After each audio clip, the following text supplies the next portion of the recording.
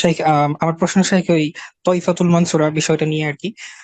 শাইখ, এই বিষয়ে আম, আমরা যখন সবাই আমাদেরকে প্রশ্ন করে সাধারণত যে আমরা কেন নিজেদেরকে সালাফি পরিচয় দিব, তখন আমরা শাইখ আলবানীর কথা বলি।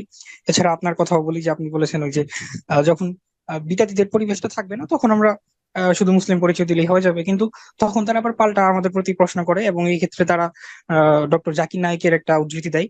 তিনি এক জায়গায় বলেছেন যে আপনি যদি নিজেকে সালাফি বলতে চান নিজ বিদাতীদের থেকে আলাদা করার জন্য, সেই ক্ষেত্রে সালাফিদের মধ্যে তো অনেকগুলা ভাগ আছে। কেউ হচ্ছে কুতুবি, কেউ হচ্ছে সুরুরি, কেউ হচ্ছে হুম। মাদখালি। তো আপনি কোন দিকে যাবেন? তো আসলে শাইখ, এই বিষয়ে তো আমাদের কোনো জ্ঞান নাই। এই ক্ষেত্রে কুতুবি এবং সুরুরি এবং মাদখালি বলতে আসলে মূলত কি বোঝানো হয়, এবং এই ক্ষেত্রে আসলে আমাদের কি করণীয়, এই বিষয়টা যদি একটু বলতেন তাহলে খুবই উপকৃত এই হতো। বিষয়ে জাকির নায়েক সাহেব ভুল বলেছেন। মুসলিম বলে শুধু পরিচয় দিতে হবে, এ ভুল।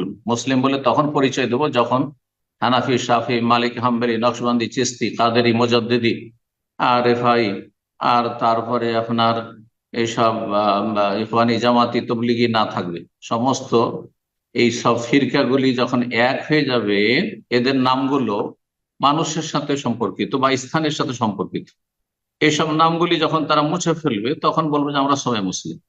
বোঝা গেছে না? তো যখন যারা ভ্রান্ত, তারা নিজের এই মুসলিমের সাথে প্লাস একটা নাম লাগিয়েছে, যে আমরা আশআরি মুসলিম, তো আমরা মাতুরিদি মুসলিম, তো আমরা হচ্ছি আপনার ওই কি বলছে ওই তবলিগি কওমি মুসলিম, আমরা হচ্ছে দেওবন্দি বেরলভী মুসলিম। তো এইরকম যখন তারা নাম রেখেছে, তো আমরা আহলুল হাদিস কোরআন সুন্নাহর অনুসারী বলছি, তাতে কেন গায়ের জ্বালা? কথা বোঝা গেছে?